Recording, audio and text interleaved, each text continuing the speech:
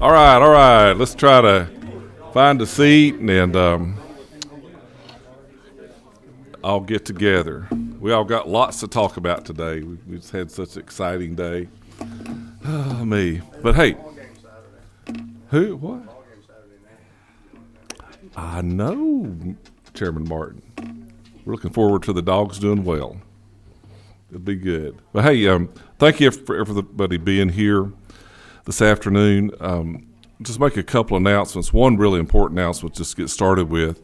You know, we're charged with putting out a report at the end of every other year or so, and we're going to work on that along with another additional Rural Development Council meeting on December 7th, 8th, and 9th in Blue Ridge. And part of it will be on agricultural things on the 7th. On the 8th, in the morning special, will be on health care. Afternoon of the 8th will be, as the committee only, will be getting together, working on the report, and the morning of the 9th, the same to approve it or argue about it or change it or do something with it. But so put that down, and Miss Deidre Powell, where's she at? There, over here, will be sending you information out very quickly to get your room reservations and all that good stuff. And I know it'll be a fun meeting, and shoot, we'll probably get Miss Rhonda to bring us some apple pie. How about that? I know you will. But without further ado, you know, when Chairman Watson and I were talking about this, and Chairman Corbett, you know, we've done a lot in the last couple of years to help with broadband, to facilitate it and make it better. And we just wanted to get together this afternoon with two of our partners that we thought have been very important to this. There are a lot of other partners too, but the bills we passed really specifically worked to open doors for them. And Georgia EMC, Jason, you're up first, and tell us what good we've done. And also, I know you will, if you're never too shy, what we need to do. And we always throw that out to you guys to let us know what's up. Thank you, Mr. Chairman. Members of the committee, great to be here with you.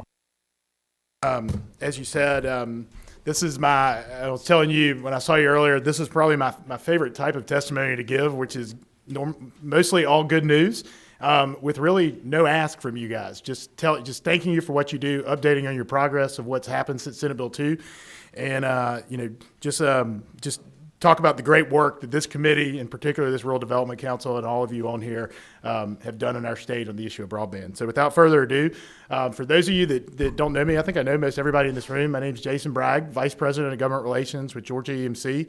We're the trade association for the state's 41 electric cooperatives. Those cooperatives are member-owned and run by locally elected boards. We serve about 4.4 million Georgians with electricity, cover 73% of the state's landmass, and operate in 157 of 159 counties. And while our original mission, set up back in the 30s, was to provide electricity to mostly rural areas of the state at the time, the General Assembly, in y'all's wisdom and working with y'all as partners together, have passed Senate Bill 2, and now a lot of our members are engaging in broadband-related businesses that I'm here to talk to you about today, to try to help bring connectivity to the communities that they serve.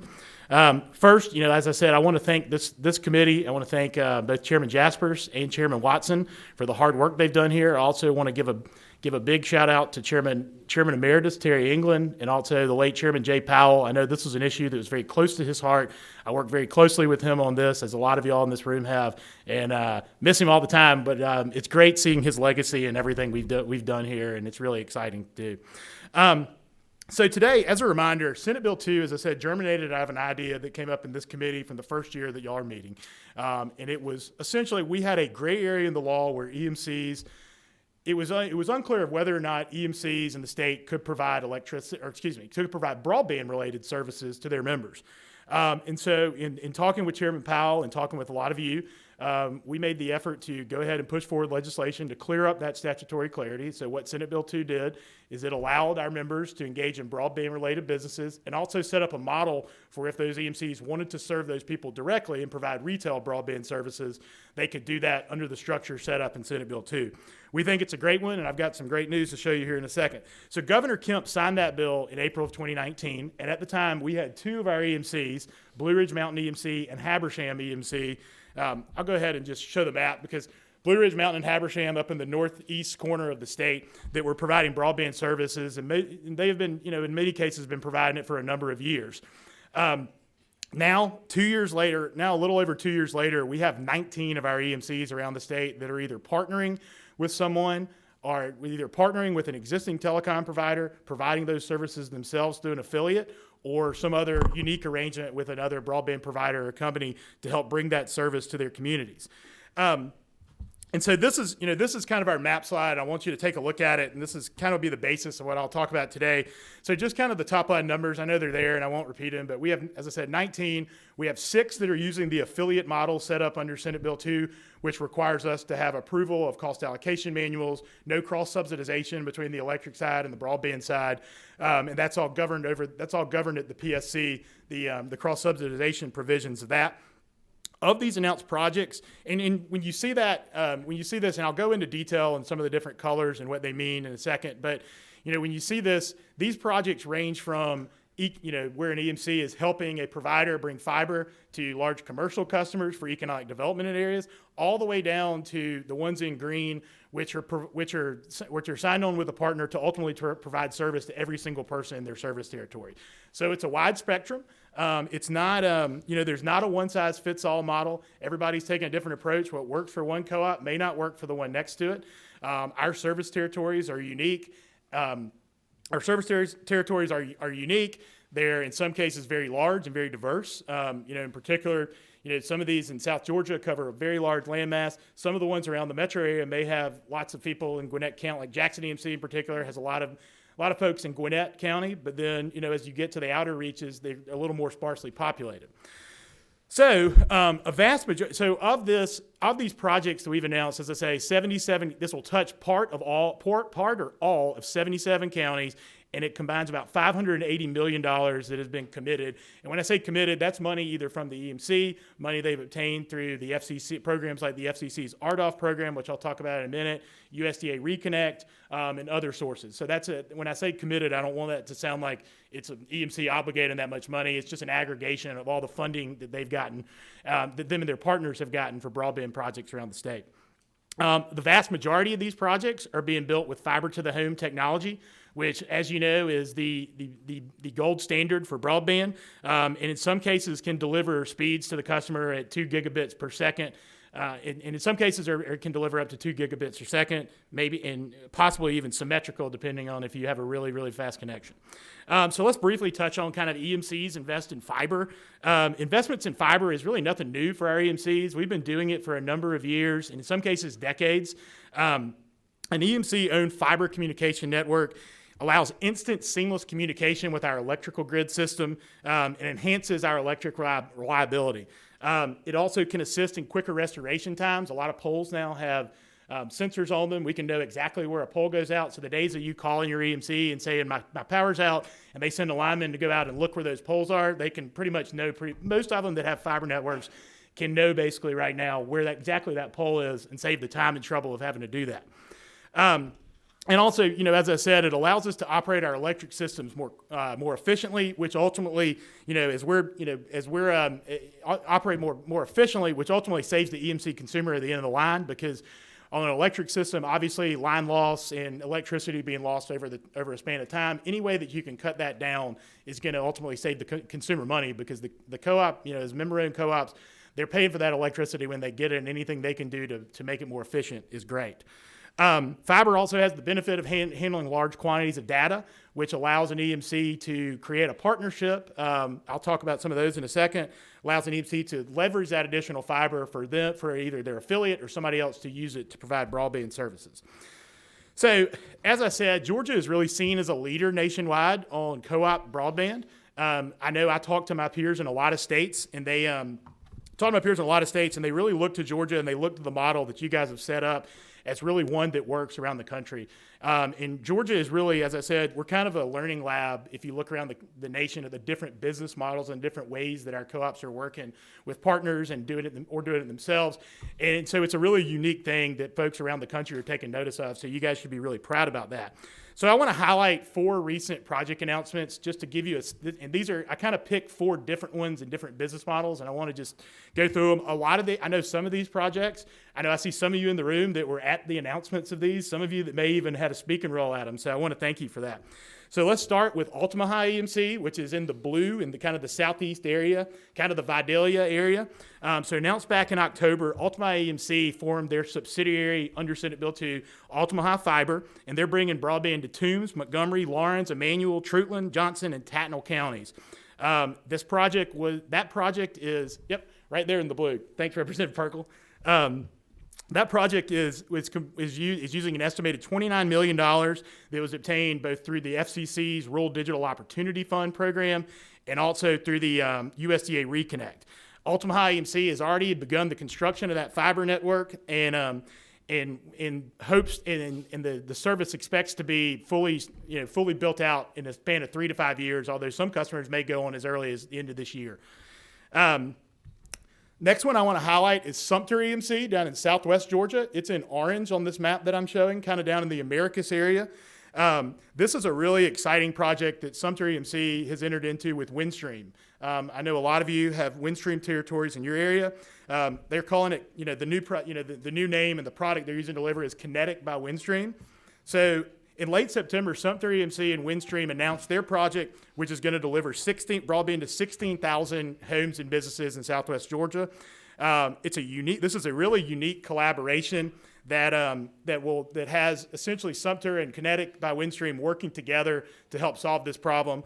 They'll build about 1,000 miles of fiber across 11 counties in that southwest Georgia area. And when the project is complete, Sumter EMC, the percentage of member owners of Sumter EMC that will have access to broadband will increase from currently 35% to 84%. Through this agreement, Sumter EMC and Connect by Windstream are going to coordinate their engineering and construction activities, and the installed fiber network will not only bring broadband, but also benefit the electric system as well. The next group I want to highlight are the EMCs in green, which we are calling our Connexon group. They're a group that's working with Connexon Connect. 6 of those EMCs, Southern Rivers Energy, Central Georgia EMC, Washington EMC, Satilla REMC, forget they always love their REMC there. You know that, Dominic, don't you? Middle Georgia EMC and Irwin EMC are in a partnership with Connexon Connect and these projects are really exciting. These are entire service territory-wide projects that will ultimately serve about 148,000 homes and businesses in those areas. Some of these projects have already started cutting customers on. I know that we did a flip the switch for one of their test customers a couple of months ago, and I know that they're testing that system and getting it done. Looking forward to rolling it out to service, but most of those co-ops involved in that Connexon group have a project built out anywhere between 2 and 4 years to be fully built out. Finally, I want to highlight Carroll EMC over in West Georgia, that Carrollton area. It's an orange, kind of the top left one on the orange on the border of the state. So Carroll EMC is a really unique one that we're really proud of. They work together with a local telecom provider, Sync Global, in their area to go after some of the USDA Reconnect funds that were available, and combined with the EMC investment and the investment by Sync Global, who is now using the name, they just announced their new name, Crossbeam, is going to be their residential broadband service name. So, but they utilize that USDA Reconnect money to bring broadband to about 10,000 homes and businesses in that area of West Georgia. It'll affect Carroll, Harrelson, Heard, Paulding, and Polk counties. So some really exciting things, and that's a great example of 2 local companies. Sync Global is based out of Bremen. 2 local companies coming together, trying to solve a problem and figuring out a way to do it. And so it's really exciting. So finally, I just want to hit on funding. I know I talked a lot about and used a lot of our acronyms, and I want to kind of talk a little bit about what all that is. So we're EMCs are encouraged about the commitment that both the House and and federal policymakers are making to this issue of rural broadband. It's a one that's a really exciting one to see. It's a bipartisan issue. Everybody agrees this is an issue we need to address. And funding has been, and the doors have really been opened up lately on funding. and for not only EMC involved projects, but really everybody to provide, because as we've always said, EMCs want to be a tool in the state's toolbox. We're not going to solve this on our own. We have our friends from the Telephone Association here. They're talking about the great things they're doing. There's great things that other providers in the state are doing. We're part of the team, and we're happy to be on it. But on the funding side, as the governor likes to mention, there's a unique opportunity in our state to make generational changes in broadband, and I really think that's the case, particularly with the amount of federal money on the table right now. So the funding sources that we're going after as EMCs, and we're really proud of this, EMCs have been involved in applications, at least since we've had the statutory authority back in 2019. We've been involved or had a partner involved in applying for almost every. I'll tell you, I can't find a program that we haven't tried to pull down funding for. So, we're putting our money where our mouth is in applying for these funds. We're not kind of picking and choosing ones that we may not like the reporting requirements or whatnot. We're opening the doors and trying to see what will stick. But so some of the programs available, there's the USDA Reconnect, which I mentioned, 2 projects that have taken advantage of that funding. That funding has been approximately $1.5 billion.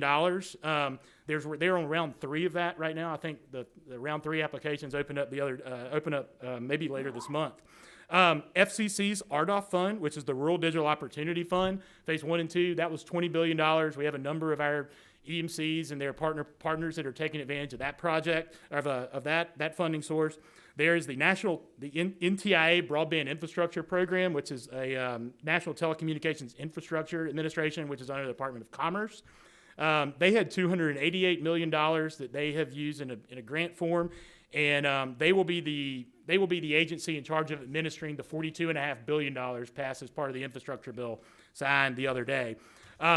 Obviously, the American Rescue Plan, ARP money, is a big deal. We have a number of our co-ops that are involved in projects applying for those funds. I believe we had 21 different EMCs that are involved as an applicant, and 34 EMCs total that either that supported an existing provider with a letter or some kind of other thing.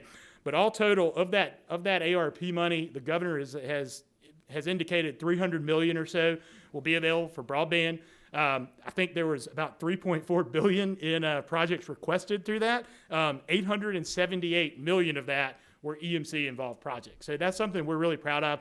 Obviously, that money is in high demand, but I really think that the state's going to be able to make some really great investments in that'll pay off long term.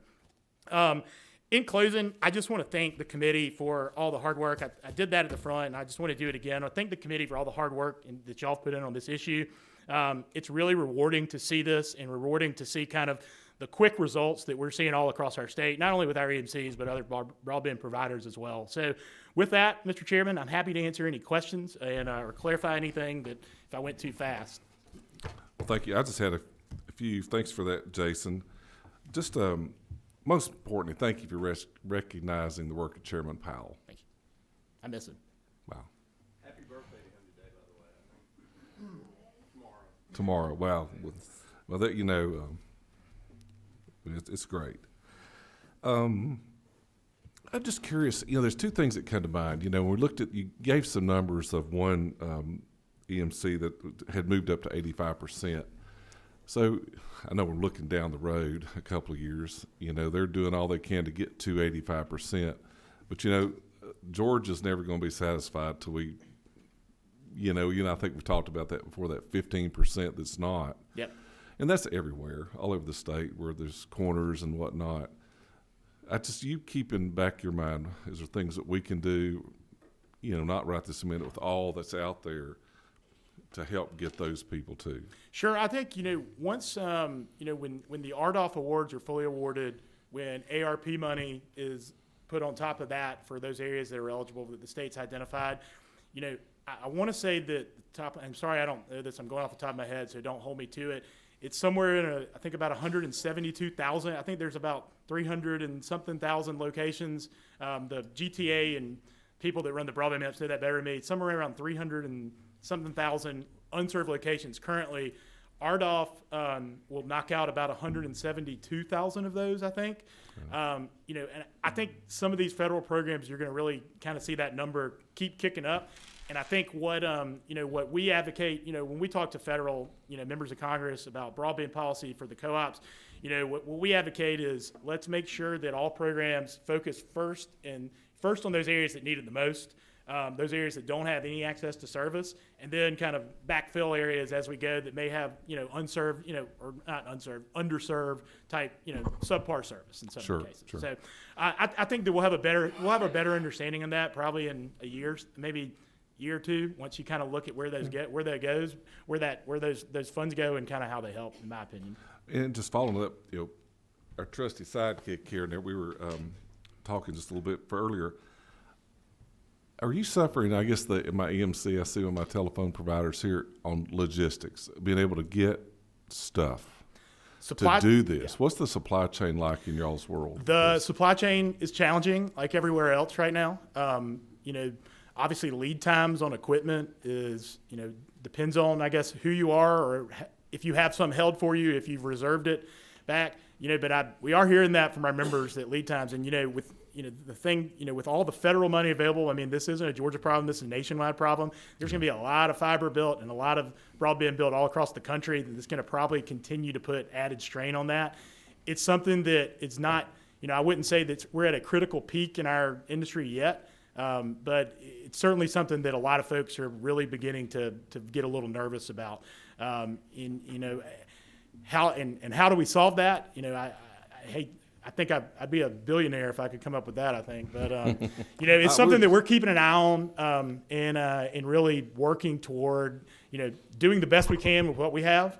And, one of the things on some of these federal programs have deadlines you have to meet in terms of completion. And I know this was a question. We had the FCC chairwoman did a broadband roundtable with some of the folks in this room up at Jackson EMC last Friday with Senator Warnock. And this was one of the issues that was brought up, is there a possibility that some of these federal, completion deadlines could be extended as the supply chain issues persist? And so I think it's a wait and see at this moment, but it's something we're paying very close attention to. Oh, thank you. Chairman Parsons, I believe you have a question. I do. Thank you, Chairman. I wanted to ask you, Jason, you and I have had a good many conversations over the last several years, I guess, really about this. And I know that some of these projects down there in southeast Georgia, maybe South Georgia, maybe all of them, that's what I want to clarify now, is where the EMC has received funding, whether through loans or through government grants or whatever, for the fiber itself, which the EMCs, like you said, are using for the grid, actually, to control the grid. And then you lease off excessive bandwidth to these companies that you're partnering with. Yes, sir. Now, is that, I know it is on a couple of the Connexion, I think. Yeah, it's called Connexion Connect. Yeah. Now, is that the way it is on every one of them, or is there some of them the EMCs are actually putting the fiber all the way to the house themselves? The EMCs are doing. So those projects are going. The fiber is going to the home. The other projects like Sumter and Windstream, it's more of it's a shared where Sumter will own some of the fiber, Windstream will own some of the fiber.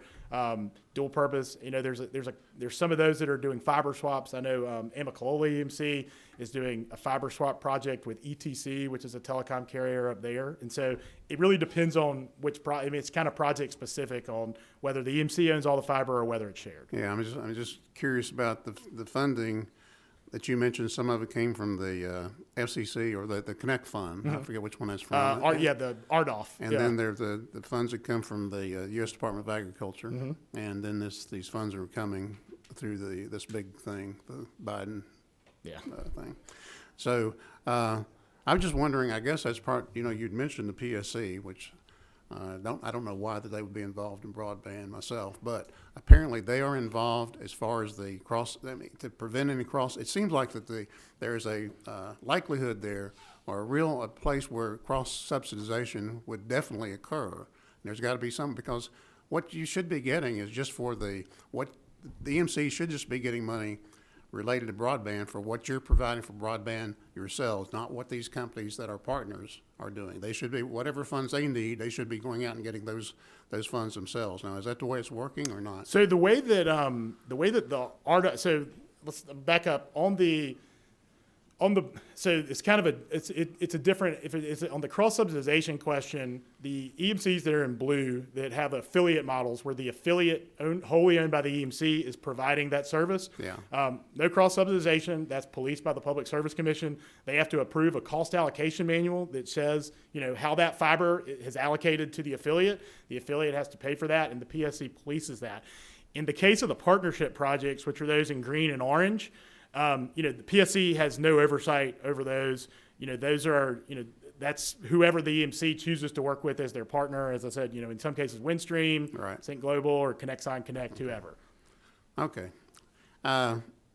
Very good. I appreciate you always being responsive when I've had questions, and I've had a lot of questions. I would say this one thing, no disrespect from this commission, which I've been a ex officio member since it was created, but the idea for EMCs being involved in this actually predates it, at least back to when we had the joint House-Senate Rural Development Study Committee that I co-chaired with Senator Gooch, and we talked about this very thing. Yes, sir. And the EMCs were not excited at all at that time about getting into this business. Things have evolved rapidly since 2015, 2016. All right. Thank you. Appreciate it. You're welcome. Representative Al Williams. Thank you, Mr. Chairman. And Jason, I know that all the young ladies want to dance with you because you sure can dance, my friend. But I don't know. I want to know that you're going to be that billionaire with that idea, since it's a natural progression, since you're already a millionaire. But Not so much. I got twin 5-year-olds and live up here. I'm about broke. let me say this, that the partnership down in Southeast Georgia between Darien Telephone, Yes, sir. that it's going to help 3 counties, and historically coastal counties have been broadband deserts, and that's going to be a big help. And I was at the announcement, and phase 1 is now cable ready, so we're moving. Yep. And that's important. It's going to change a lot of things down there, just access to broadband, and we're excited about it.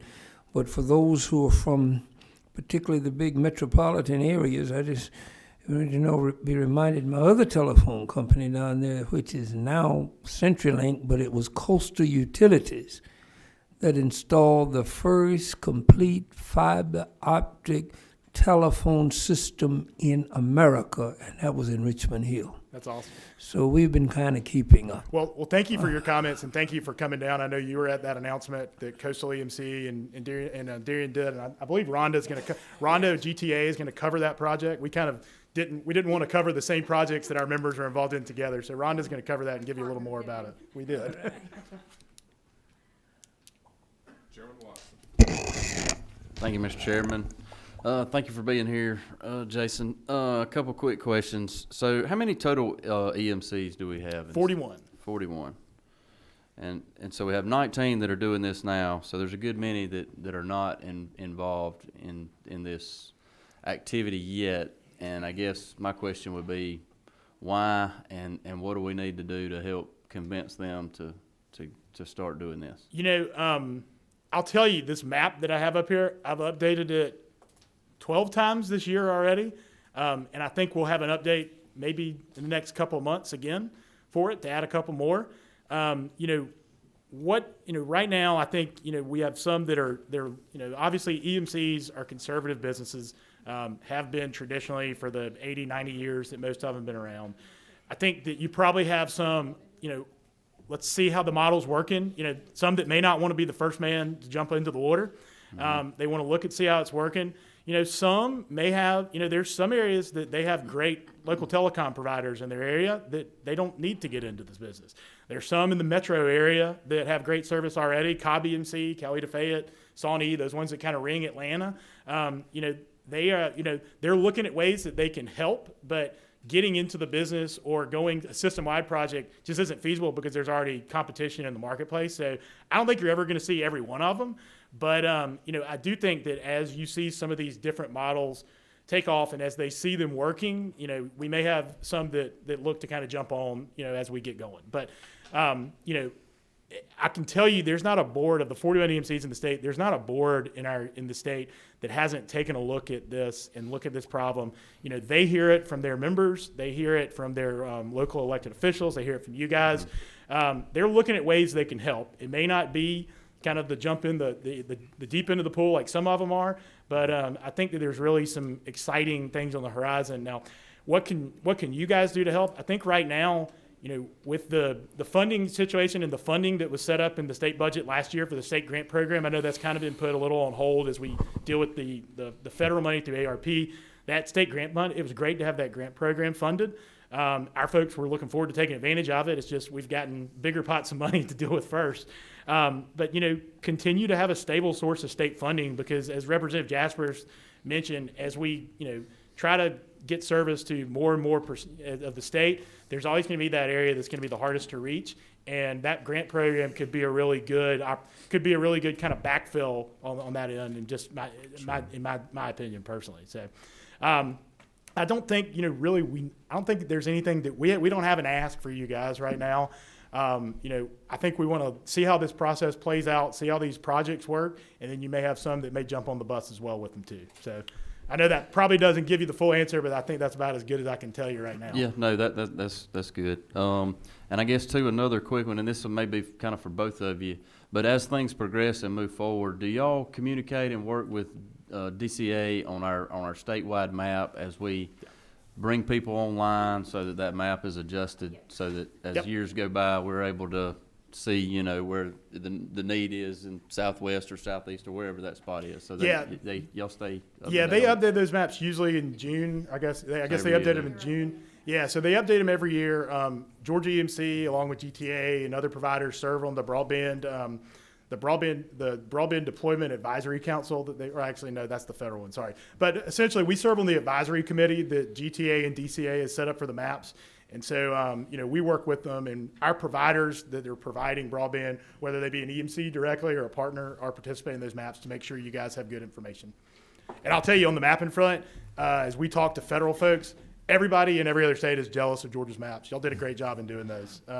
It is a tool. We have such a leg up on other states when we're looking at how we're going to allocate ARP money in particular that, you know, it was a lot of foresight that went into those, and it's looking really, really smart right now.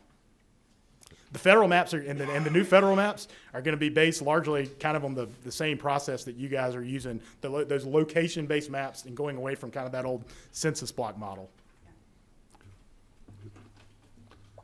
Chairman Martin. Thank you. Jason, help me out here because I know we're doing this trying to get to underserved areas, and I think you mentioned the ones that are up there that are orange is they're not affiliates, those are partners, right? Correct. Okay, so when you partner, you choose a person on the ground to be your partner? Yeah, or somebody, you know, a provider comes to you and says, can we, you know, work out a deal with you guys to help expand service in that area? Okay, so I'm just looking at the map here, and not to pick, but I'm a detailed. I'm unfamiliar with any part of Cobb being underserved. Well, how is it we're directing? Well, how is it we're directing money into that area, subsidizing a particular vendor that an EMC may choose over other vendors in that area? Because there's multiple places in Cobb you can get high speed. Sure. I'm not aware of any. I'm not aware of Cobb EMC pulling down any grants or loans from any of those publicly funded sources. Cobb set up a fiber subsidiary that was basically a fiber subsidiary that was it was an affiliate model that was aimed at going to commercial areas, but they've now I guess they've de-affiliated that subsidiary, and so it no longer exists, and they are currently working with, you know, Cobb EMC serves not only Cobb, but it goes out a little bit into Paulding and kind of that western Cobb area. There are some areas of their service territory that are unserved and underserved. Okay, so that you may have gotten me there. So when I'm not familiar exactly with the shape of Cobb County. Sure. So when you say Cobb, that is the service area of the EMC, Yes, not sir. Cobb Yes, County. yes, sir. Cobb Done. EMC. Sorry. That's all I need. No problem. Representative Meeks. Thank you, Mr. Chairman. Jason, thank you, and thanks for the EMCs for what you were doing, and specifically Satilla REMC, my EMC. They're doing a great job. But just a quick question, and to tie in what Chairman Jasper started with is, Georgians aren't really going to be happy until we have 100% coverage. Of the 236,000 EMC members slated to receive service, is that new members that currently don't have any available service at all, or is that new homes being serviced? That's basically that's the aggregate number of members in those EMCs that will receive the service. Or in the case of Carroll Emc's project, it's 11,000, which is the phase one, which is the USDA money that's going to. So that's a number of people that will get service. It's a little easier to define with the RDOF and the USDA because those are truly unserved areas. Some of the partnership projects that are system wide, like you see in the ones in green, some of those people may already have service in some of those areas. Some may not be adequate. They may not like it, and so that number represents all of those numbers in green. But in the ones in orange, it'll usually be just some or parts of it. All right, thanks, Mr. Chairman.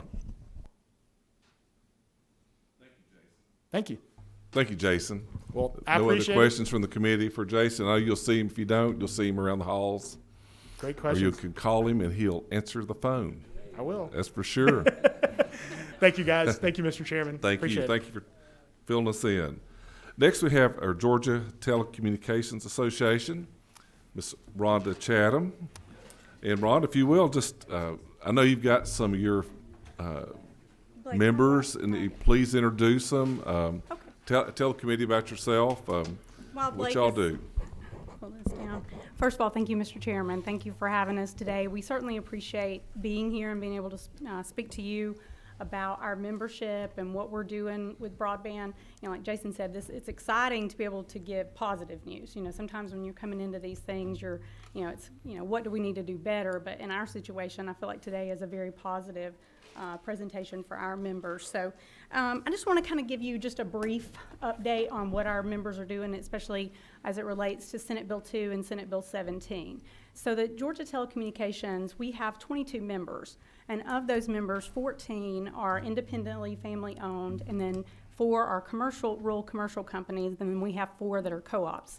And Senate Bill 17 relates to the telephone cooperatives. And really what that bill did is that it just allowed them to provide broadband to their customers and still remain in their membership. There were some regulation changes and some bylaws that they needed that bill in order to just provide the broadband if someone didn't want a telephone. So I just kind of want to go over our members that are the co-ops and do that first and let you know what they're doing and the great job that they're doing. So first up, we have Bullock Telephone Cooperative, and they are 100% built-out fiber to the home in locations in their territories.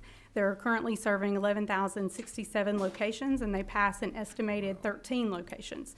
And right now, their high speed that they offer is 1 gig, and that's synchronous. And then they also have packages lower, so if somebody doesn't need a gig, they can request a lower speed at a more affordable rate. And all of our telephone companies, they all do that. So they have the lower speeds if people want those. And then we have Pineland Telephone Cooperative, and they're also 100% build out fiber to the home and location. And they serve 9,500 locations. They pass somewhere around 14,000 locations, and their speed also is up to 1 gig. And then we have Planners Telephone Cooperative, and they're also 100% built out fiber to the home in the locations that they serve. And they serve 8,250 locations, and they pass somewhere around 20,000. And their speeds are also up to 1 gig. And then we have Progressive Rural Telephone Cooperative, and they're also 100% built out fiber to the home. And they actually just completed their fiber build out within the last couple of months. And so their max speed right now is 100 down, 20 up, because they're still waiting on the electronics to install that on the fiber in order to offer up to the gig. And so as we were talking about earlier, the supply chain, some of that is playing a part in it, but I believe that will be pretty soon, so those customers can get up to 1 gig if they need it. And all the statistics that I gave you today for those 4 cooperatives, they are for their ILEC and their CLEC operations. So it's a combined total for that. And all of the GTA members, for the most part, do have an ILEC territory as well as a CLEC operation where they're providing their services in. Rhonda, you might your acronym, just tell them a little bit about what that is. Okay, ILEC. I mean, yes, let me show you that. And I actually have a map that might help with that. I know Chairman Parsons probably very familiar with this map. So over on the right-hand side, you'll see a map of Georgia, and it has, years ago, I think, and I don't know all the history. I grew up in the telephone industry with my dad being one of the general managers, but I don't know all the history behind that. But I do know that years ago, REA, they when they were doing some of the electric member, power industry, they assigned some areas for telephone companies where they're the carriers of last resort. And what that means is if somebody in those areas want a telephone, they must provide. They have to provide a telephone. And so those areas really don't change. However, if you go out of those areas to provide service, then you have to have what's called a CLEC certificate, and that's a competitive certificate, and you get that from get that from the Public Service Commission, and then they're able to edge out of their territories and still provide service to customers. And so that map, it has all of the telephone providers in the state of Georgia on that map. And really all I want to do is show you in relation to the broadband availability map that we talked about earlier. And I know that Jessica Simmons and Commissioner Nunn went over this map in detail with y'all. So if you have any questions, I'll be happy to answer them the best I can. But I really just wanted to show you where our co-ops were on that map so that you would see that. And there's no, as we talked, I think somebody asked that question about the differential between the speeds. It shows one speed regardless of what's served. So you'll notice in wherever orange is, and we're serving a gig, somebody else could be serving 25.3, and there's no differentiation between those speeds on that particular map. The blue stars are our 4 co-op members, and you'll see that they are showing served with a few speckled areas that are showing unserved, and I just wanted to kind of explain on the map how that works. So the map is only updated about once a year. So as our companies are doing fiber builds out, which we just, one company just completed one, or maybe one, completed at the first of the year, those maps, it's not live. So that data does not get updated right away. It will get updated once that map gets that information about once a year is how they do that. So, does that explain the ILEC, CLEC? Okay, thank you. And so really, as far as Senate Bill 17, that's our update. And, it's good for me because I can brag that, our co-ops they're getting it done. Their areas are not the areas that we're seeing on the map that are not served. So I'm very proud of them.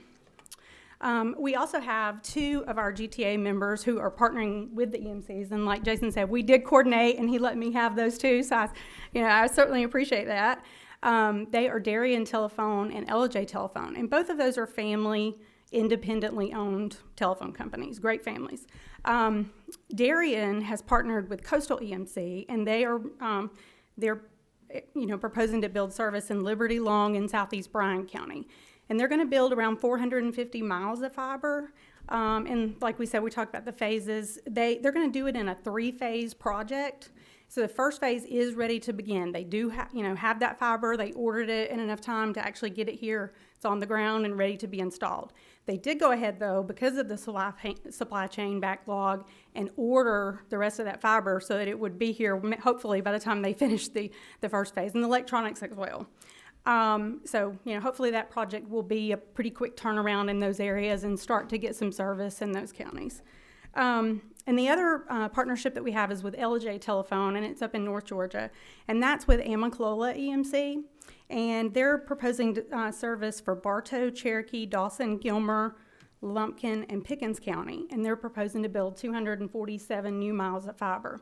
And that particular project has already begun, so they've already started installing the fiber in those areas. They've installed, I think, right around 40 miles of fiber, and that has connected an additional right around 100 customers that now did not have, broadband connection, now do have that. And again, same thing, they have 100 miles of fiber on the yard ready to start installing, and they've already ordered the rest of the supplies because they know about the backlog. So As far as Senate Bill 2, that's really the only update that we have at this time about Senate Bill 2. I did poll our members just to kind of see, Jason and I've talked a good bit about it, just to see where our members are on wanting to partner with EMCs. And for the most part, everybody's, really open to doing whatever our membership can do, to help provide broadband across the state. So I look forward to, trying to work with them and see which other companies we can partner with and help out. And I wanted to just show a brief map of the projects that I just described. And this is just the projects that we talked about just a moment ago. I have a larger map that has our whole membership and the areas that we're currently serving and that sort of thing later. But in orange, the orange ones are those partnerships. So that's just showing the territories that are proposed right now to get that fiber build out. It doesn't show the areas that they already serve, broadband and telephone service to. And then the yellow is the co-ops. And there's two arrows on this map. Anytime you try to quickly get a map together from consultants, things sometimes get left off. I had a Sharpie, I'd color it in, but Jenkins County and Sumter County are also areas that our co-ops are proposing to build and get them connected with high-speed fiber. And then there's an area north of the co-ops right there in blue, and that's Jefferson County. And really what Jefferson County, they actually applied for the ARPA grant themselves without an ISP provider. So they don't have a provider right now. They're going to be asking for RFPs for a provider to provide that. And I think some of our co-ops are wanting to submit RFPs. It's right there near their area, so they can edge out, beyond their territories and still be able to serve that. So we're hoping that will be another territory that we will serve. And on ARPA, just to kind of, we're talking about ARPA, so go ahead and give you an update. On the ARPA, I did not break out, the co-ops and the two partnership. I wanted to give you an update on our whole membership because, some of the partnerships that we have going or involve some of the other members and that sort of thing. So I just want to give you a brief update on where we are with ARPA. And for our members, it's never been, how do we provide broadband in rural Georgia? How do we do this? What do we go about doing it? It's always been, how do we fund it? And, over the years, they've been able to apply in different programs, like they talked about USDA, we have ACAM, we have, other projects that's allowed them to be able to get the funds necessary to do that because, in rural Georgia, you may go a mile in between, homes. And so you've paid $50,000, $65,000 for that mile, and then you only have one server. So it just sometimes doesn't make sense. So to have, the ARPA relief funds is really going to help our members to be able to build out, to maybe parts of their territories that they haven't been able to, and then also to help in areas that we might not have been able to go to before. And so when we were looking at ARPA, I would say if there's any common denominator in a group, like I said, we have 22 members, and when you get into rural Georgia, they're all independent, and by that I mean they're independent. So, but if there's one common denominator that I see in that group, it's about customer service. They all want to make sure that they are not only provide great services, but that when you see, Betty or whoever in the grocery store, that she's got a question, she's going to be able to ask you a question, and they know you. So, they're all community-based companies. So when they started looking at projects, you can go apply for, a pie in the sky and apply for, lots of money, but can you really deliver those projects, and can you really deliver the customer service? So that's what our companies did. We did participate very heavily in ARPA, but we feel confident that if we were funded those, we could provide the service for them. And so as we, as an organization as a whole, we had 9 companies that partnered directly with counties or, economic developments, but they partnered with governmental entities. And then we had the 2 that partnered with the EMCs on the ARPA grant. And then as we were doing the ARPA grant application, you could ask for letters of support, things like that. And we received a lot of those, probably even, from some of you all. But the ones that we were really, really proud of was we received 5 letters of support from EMCs. And so to us, what that says is, the EMCs recognize that our members need to serve their areas. And so they wanted to support our members by saying, we might not be partnering, but, we support you. So I think you have those in your packet. I didn't have them on the screen, but, so anyway, that. And then we also had it was kind of an odd deal, so I'm not going to lie to you about that. It was a little bit different for our members. So we do have, like I said, the 14 independently owned families. And so the way the ARPA rules were, they could not apply directly. So initially in ARPA, it was only open for government, nonprofit, or co-op. And so, you know, it was such a short window. I mean, you know, these people are brilliant, though, when it comes to telecommunications. So we got together, and they said, well, what about the association? If we can't apply directly, and in 30 days, if we haven't already started to do a partnership with a county, I'm not sure in 30 days that we can, you know, negotiate and get that started. So we started looking at it from an association on who we could, you know, apply for them and support their projects. And it eventually did get opened up that, you know, all commercials could apply. And so they could have, however, with the scoring model, it still was more beneficial for us to just stay together as a group and continue on the process that we were. And then the ones that were already partnering with somebody else did that. And so in that particular application, we had 14 members apply through the GTA, and there was 36 projects. And so with all of the applications in ARPA, we're proposing to serve an additional from what we're already serving. And I did a little bit of work on that in the last couple days, because I don't have, since they're independent, I don't necessarily have all their information. But I did a little poll the other day, and I heard from 16 of the companies, and we already serve something like 150,000 locations with high-speed internet. The question I asked was anything above 120. So 100 down, 20 up. So what I wanted to know. So we already serve that as an organization. But we're proposing to serve an additional 75,000 of those locations with fiber. It will be fiber to the home. So, and just to let you see this map, we worked on this actually before the ARPA, and I put the 5 co-ops on there. And that's our as an association, that's where all of our members are located. They're on the side, and that's the hashtags are proposed projects, and the yellow is things that we're already serving. So, and really that's my presentation, and we'll entertain questions. I do have with me, I have Stephen Milner from Planners, I have Dustin Durden from Pineland, Ron Chambers from Progressive, David Stevens from Darien, and Jason Smith from LJ. Oh, let's make them at least raise their I know hand. they should. I didn't even. Might want to know who they I are. didn't know if they came in. Start again, Miss Rhonda. Who Yeah. are Okay. these folks here? Yeah, y'all need to know these people. I Yeah, will I tell you think that. let's- If you don't know them, you need to. That Stephen Milner with Planners Telephone, and Dustin Durden with Pineland, Ron Chambers with Progressive Rural, David Stevens with Darien, and Jason Smith with LJ. And, you can ask questions of me, and whatever I can answer, I'll be more than happy to, but I really brought the experts, so. Yay. You got a couple of questions, Miss Rhonda. Sure. Al Williams. Thank you, Mr. Chairman. I think one of them you answered. I wanted to clarify and make sure that Darren is a member of the association. Yes, they're All a right. huge member. I Mary knew they Lou were, is and awesome. I'm an old traditionalist, and not but 14 of you left, David. But I sure do like the independent phone companies. So when I have a problem and I'm in Liberty, I can call Ms. Forsythe direct, and I can get an answer.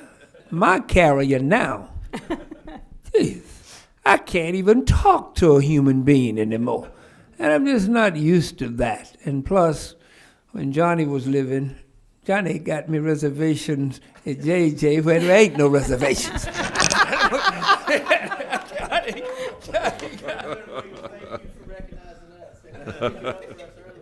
guess what? With our partnership and Coastal EMC going together, you will have somebody that you can call. Great. There you go. Chairman Watson. Thank you, Mr. Chairman. Thank you, Rhonda. Kind of the same question for you, I guess. If you've got 22 members, how many of them are involved in the broadband business? All of them all are 22? involved, yes. Okay. And really this particular update, as I understood from staff, was about Senate Bill 2 and Senate Bill 17. So because they're not co-ops or partnering with the EMCs currently, I don't know exactly how much information you want, on the other ones, but I'm more than happy to, some of it I kind of anticipated might come up, and so I tried to, do that. I did hear from 16 members, and I guess, it is a mixed bag. I'm not going to lie. Some companies are at 30% of their territories providing above 100, down 20 up. Some are, I think we had, like I said, 16 responded of the 22 already. Some have to, get the information from somebody that might have been out that day or something like that. But of that 16, I believe it was 8 are at 100% in their territories. But as an organization as a whole, we're at 75%. So all of the territories that we're providing 100 down, 20 up, which realistically, unless you've got a lot of devices going on, that 100 is what I like. And I guess I could give you one little analogy, a personal story. I do live in North Georgia. I appreciate everything this council has been doing because I see the benefits of what you're doing and your commitment. But when COVID happened, and it happened to everybody, the pandemic. And I have 2 daughters that were away, they were away at college, and it was like, are they going to come home? And, do I have enough bandwidth? They're both pre-med majors, so they were going to have labs online that they were going to need. And basically their university said, we need you to go home unless you don't have adequate broadband. The whole nation's talking about it, so they know, that people don't have that. And, so they called me and said, Mom, do we have enough service? And, me being the cheapskate that I am, I have like the lowest speed. And so I say, well, I don't know if what we have can serve you. And I really did not know. I live really far out. You go 3 miles through the national forest before you get to where my house is. And so I didn't know if I was going to have adequate speed. And just like you said, I happen to know the people at LJ, and I actually called Jason. I called Jason on his cell phone, and I said, the girls are coming home, and I need more speed. How much can I get? And he said, you can get 600, I think it was 640 down and 120 up. And I said, that will do it. And how long will that take? And it was by that afternoon. Because they're small, they're customer service, and that could have been any of our companies. If they had it, they would have provided it, and they would have provided it quickly. So, yeah. Well, being there here, some of them are in the room. Is there anything that we can do to help y'all grow what you're doing in that sector? One of y'all take that. I'll just make one point, and something that's very striking that the committee you probably already are aware of, but maybe if you're not, maybe you should. As this ARPA funding is beginning to get rolled out, one thing, and this is not to cast stones at anyone because they've been in business for a long time. When we're talking about getting service to rural Georgia, if you look at this map and you compare the 2 maps between the beige on the right or on the left, as well as the areas that are traditionally served with the map on the right, you will see by and large that the teal green and the light blue, for the most part, match the beige on the left. Yes. Which means that the unserved areas in this state are traditionally served by those folks in the teal and the blue, and those are served by the traditional Windstream and AT&T. That's not anything to bash those companies because they have investments they have to make on behalf of their shareholders. But the one thing I will make you aware of is of the $3.3 billion that was applied for in this ARPA grant window, $850 million of that $3.3 billion was applied for by those 2 carriers or in a partnership with those two carriers.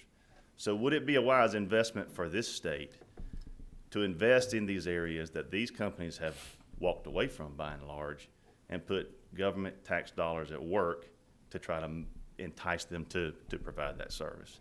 We've got companies in this room, and the EMCs are included in that want to bring service to rural Georgia because that's where we're built, that's where we're headquartered, and that's what our mission is, and we stand ready to do it. That's all. Thank you. Next. Yeah, I It's know. your- it's I your got guys' them all. Anybody chance. else? Anybody else? You're It's welcome. y'all's chance. I just, I can't, these members, they're like you, and I hope some of you are served by them. And if you're a member that is served by one of our companies that maybe is not doing as well, maybe you're in an area that they haven't gotten to yet, just hang in there. We're getting to you because we have been doing it. Some of this fiber, and I don't know how much y'all want how much y'all want to hear, but some of the fiber from these co-ops has actually been in the ground since 2006, something like that. So when we start talking about future-proof things, fiber, in our opinion, you may need more types of broadband in Georgia, but fiber is future-proof. I mean, it's been almost in the ground 15 years, and it's still able to provide those high speeds. And the way you do that is through the electronic upgrades. And so, once you get the fiber laid, really the work has just begun, because then you've got to figure out how to maintain it from that point. So, Ms. Ron, that's just a quick question, Yeah. and I don't know if it's appropriate to say. I don't want to answer. well, But, goodness, I don't ever know what's appropriate. I sometimes ask. But, you talked about investment, and I'm just curious, and you're 22 members or 15 that you're talking about, Yeah. family-owned, leveraging lifetimes of dollars, and what are y'all putting out there? Borrowing and putting in Okay, this. that's a fair question, and I did not do the statistic on the ones that were partnering with the counties, and I'm sure that those estimates are up there too. I only know about the 14 and the 36 that applied through the association. Sure. So we had an association overall match of 43%. So, not only are they willing to, do it, they're willing to put their own money into to do it, if they can just receive those funds. And then, one company did 100% match, maybe one could only do 10%. I mean, we're talking about, a couple of our companies only have, 800 customers, because their counties are small, and, people can't afford broadband. And that's just, where they're at in that county. I believe this gentleman wants Yeah. to say something. I will share. And you do too, don't you? Yeah, probably, We were- knows more about that one. Okay. We were just doing some ciphering on the church pew over here. So the GTA application was 196 million total. Yes. Right. Yep. And between the two planners and Pineland, we're partnering with, I think, 5 total counties in the ARPA funding. That adds another 90 million to it. So it's close to about $300 million that we would I invest did through do this those ARPA numbers. grant window. I did do those. It was right at. Well, I just think that's important for our members to know, and others who maybe that you all are invested. We know you are for Yeah. over the years I've been around. Sure. Yes, sir. Yes, sir. Please go to the microphone, please. I was just going to add to that, it's not even just the investment that we're making, but in our case, we made those relationships, and those applications were filed directly by the county. We thought it was appropriate for the county to make that application, to show the local support. And in the cases, actually, Dustin and I, on Jenkins County, that's 2 ISPs that are actually working together with one county, which I think is a little bit unique. Mainly that we can actually get along and do that, but, well, kind of. Yeah, depends on what day it is. But these counties are actually putting skin in the game, that they're putting in 15, 25% of their money, because they're identifying the fact that we're the companies that they want to work with. And I think that shouldn't go lost either. Yeah. Thank you. I'm glad I asked. I'm glad you answered. Mr. Chairman, can I Sure. follow up just Oh, one? please, Rhonda. Just Yeah. because, we really haven't talked about this, and you said you don't know what's appropriate. I don't know what's appropriate either, but I think sometimes it's good to just have all the information. So, one of the things that our membership has really struggled with is they've been putting money into broadband for years. So like Bullock telephone for, any of these, I could use any of these for example. They're 100% built out. Where'd that money come from? A lot of it came from their companies. A lot of it did come from programs, but a lot of it came from inside equity that they've already put into it. And, they're leveraging those assets, but it's still at the same time, there was no extra points for that in the ARPA application. So when you file it, you didn't get a score if you'd already put in $84 million into your infrastructure. So, they've already invested in rural Georgia. That's what we do, Sure. So just keep that in mind as you're thinking. So you live with. Yeah. Well, we sure appreciate it. Thank y'all for what you do. And I'm just going to tease Jason. Jason, raise your hand. Jason's my telephone provider and broadband provider. And committee, I'll tell you, they do respond quickly, because I was gone for a few weeks and maybe a month, and got stuff piled up on the table, and I didn't pay my bill.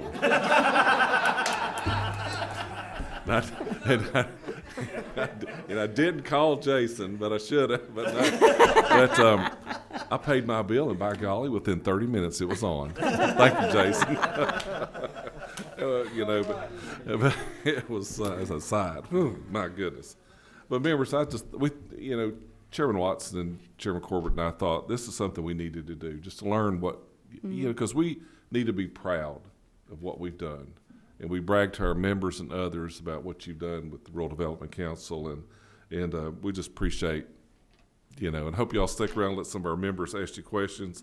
Just, Deidre wanted me to make sure I told you, some who came a little bit late, next meeting will be December 7th, 8th, and 9th in Blue Ridge. And we'll send out the, Where is that? hey, but Mr. Al, Get with me. Ron just says she's going to bring some apple pie. Hey, and text me how many pies, and I will bring them.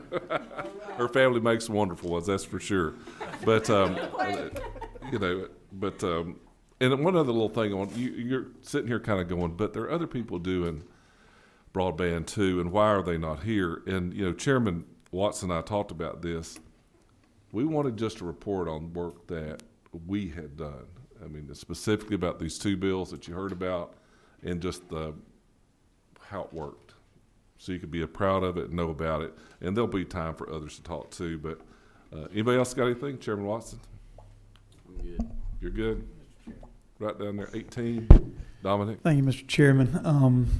I appreciate what this committee does. I just wanted to make a quick comment, a little bit about what we're going through right now with reapportionment. And this committee has been charged with trying to do something about the decline in population, especially in rural South Georgia. In the last two redistrictings, we've lost 3 House seats and at least 1 Senate seat in rural South Georgia. And if this General Assembly and the leadership up here don't continue to do what this committee's doing and take seriously trying to keep our children and our families and the people in rural South Georgia there to work and live and raise a family, 10 years from now, we'll lose 3 more seats. And it is a very odd thing that happens. I mean, my district's a victim of that, and that's just the way it goes with population. But as the state grows and rural Georgia declines, you lose representation, and these men and women on this committee, a lot of them will represent more people. And it's a challenge to be able to fix these problems, and certainly we've come up with some good ideas. Rural broadband is key, but I can't stress enough how important it is that we try to invest everything we can into these rural communities to keep that population from going down as Atlanta grows and we just continue to lose. So that just wanted to throw that in there, Mr. Chairman, and this committee's really working hard, and thank y'all for what you're doing. Well, thank you, Mr. Floor Leader, for your love of rural Georgia. That's it. Meeting adjourned. Thank you.